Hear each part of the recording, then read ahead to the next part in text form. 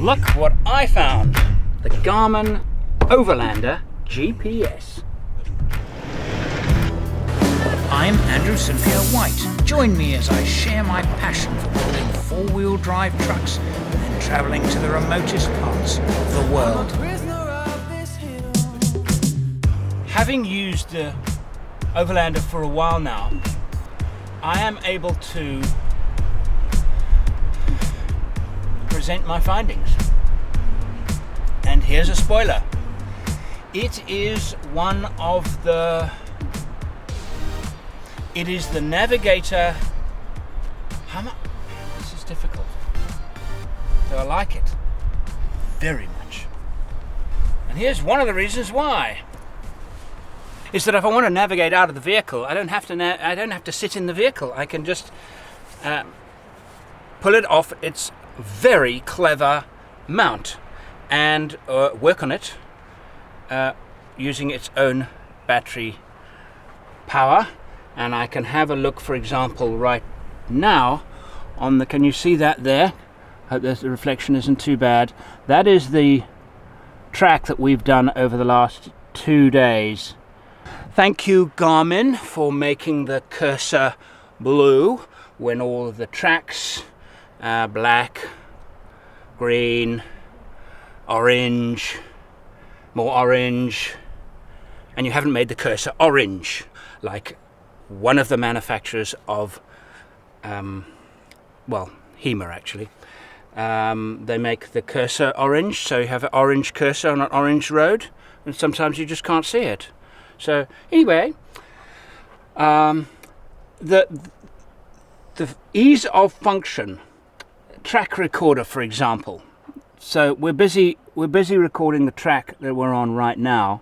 I can simultaneously, okay, now this is really nice. I can simultaneously use it for navigation turn by turn in the traditional sense, or I can use it with that turn by turn running in the background should I wish it to, and look at a topographical type map north up, which is the way I like to navigate.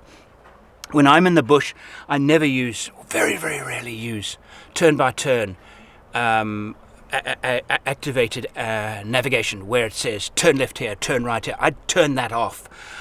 Because sometimes a GPS, no matter how good the maps are, you will find that they struggle to tell the difference between a track that you can do 50 on and a track that you can barely do 10 on. So that's an issue. So with GPSs, when I'm in the bush and I'm in any area that I regard as remote, I turn that off. But I use this instead, and then I can use the topographical style features. Now, I have both the Garmin maps and the HEMA maps loaded into this. They both work brilliantly. Really good.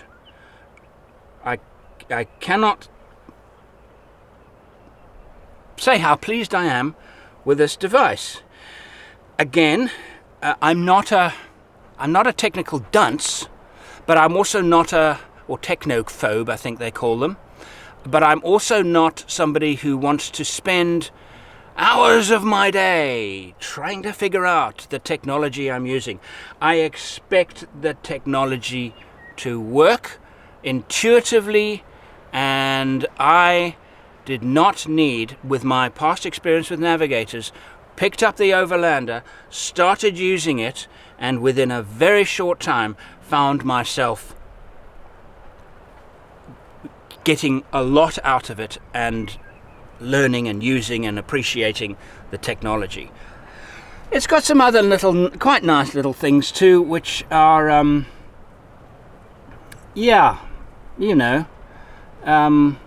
where to. So if I go where to, it's now got the database of whatever database is in it. It's got the Garmin and the HEMA database, and you can access that. Good, strong databases. There you go, HEMA. You see, so I'm using mostly HEMA because I think the HEMA maps, their electronic and paper maps, are outstanding. I love them. So I might go, where to? Okay, and I live in a place called Joondalup. And I say, yes, please take me there. And start new route. Continue on Winfield Street. There's nothing special about that, but watch this. If I now do that and I go explore, it will give me where I am now on the explorers page, on the drive page, with a north up. So I can use this as a topographical to find my location and navigate home. And at any time I like, I can do that, go drive, and it'll go back to the navigation page. And in the box we get this mount for windscreens. That is the mount for snapping it onto there. I'm sure you have the question, does it come off? Not yet, it hasn't, not even once.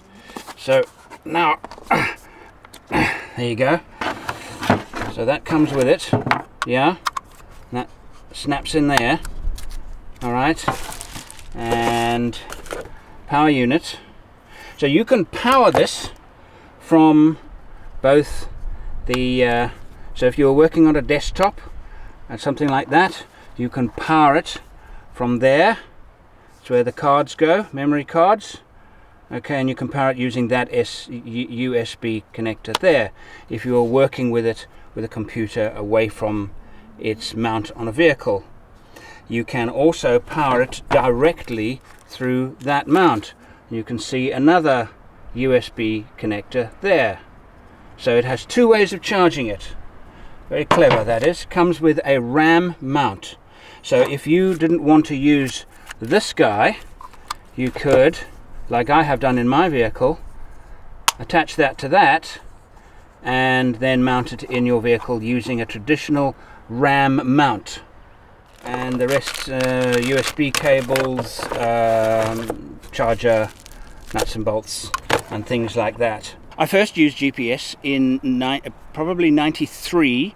I had a Magellan, I had a Trimble, and then I had a Garmin, and used them with overland exploring. They had no maps. You would literally put in your coordinates. Right, we're going to Matsatling Pan. I've got a GPS coordinate where we can find the cut line. So finding it is going to be a little difficult, so I'm going to ask the GPS to help me. I even owned a publishing company in South Africa. We were the first people to actually have coordinates of major intersections and landmarks published on our maps. So you could literally look at the map and say, go to, and then type in your latitude and longitude. Then, of course, maps came along, GIS mapping came along, and today we can't, they're two different things. They're unrecognizable from the original technology. But in those days, it was astonishing that we could at any time know exactly where we were on a map. And my favorite all-time GPS was the Garmin 276C. And I still have it.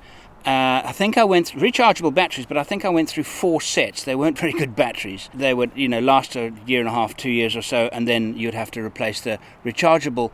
But I used them in my aircraft. I used them exploring all over Africa, and I was disappointed when Garmin didn't replace it until many years later with the 276CS. I never bought one because I was about to buy one when this came along. It is as satisfying to use as my old 276C. For the first time. Would I buy one? Yes. Oh yes. Yes. So much so. Am I sponsored by them? No. It is a fantastic piece of kit. And not only have they created an interface that is easy to use and intuitive, the item itself, the way it's made, the connection is the way it's mounted is brilliant. Would it stay mounted on a dirt bike? Probably not. but it's not for that application. I really am very, very impressed with it, and